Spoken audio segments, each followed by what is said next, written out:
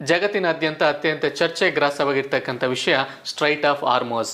ಇದು 33 ಕಿಲೋಮೀಟರ್ ಇರ್ತಕ್ಕಂಥ ಒಂದು ಪುಟ್ಟ ಜಲಸಂಧಿಯಾಗಿದ್ದು, ಈ ಜಲಸಂಧಿಯನ್ನು ಮುಚ್ಚಿ ಹಾಕಿದರೆ ಇಡೀ ವಿಶ್ವದ ಆರ್ಥಿಕತೆಯೇ ಏರುಪೇರಾಗುವ ಸಂಭವ ಇದೆ. ಇರಾನ್ ಮತ್ತು ಒಮೆನ್ ದೇಶಗಳ ನಡುವೆ ಈ ಜಲಸಂಧಿ ಕೇಂದ್ರೀಕೃತವಾಗಿದ್ದು, ಈ ತೈಲ 20% ಅನಿಲ ಸರಬರಾಜಾಗುತ್ತೆ. ಪ್ರತಿನಿತ್ಯ 200ರಷ್ಟು ಹಡಗುಗಳು ಈ ಒಂದು ಮಾರ್ಗವಾಗಿ ವಿಶ್ವದ ಅನೇಕ ಭಾಗಗಳಿಗೆ ಪ್ರಯಾಣವನ್ನು ಬೆಳೆಸ್ತಾ ಇರ್ತದೆ. ಅದರಲ್ಲೂ ಮುಖ್ಯವಾಗಿ ಭಾರತಕ್ಕೆ 50% ಅನಿಲ ಮತ್ತು 50% ತೈಲ ಸರಬರಾಜು ಇದೇ ಮಾರ್ಗದಿಂದಲೇ ಬರುತ್ತೆ. ಸೊ ಈ ಮಾರ್ಗವನ್ನೇನಾದರೂ ಮುಚ್ಚಿ ಹಾಕಿದರೆ ಇಡೀ ವಿಶ್ವದ ಒಂದು ತೈಲ ಸರಬರಾಜು ಏರುಪೇರಾಗಿ ಆರ್ಥಿಕತೆ ಮೇಲೆ ಅತ್ಯಂತ ದೊಡ್ಡ ಪರಿಣಾಮ ಬೀಳುತ್ತೆ.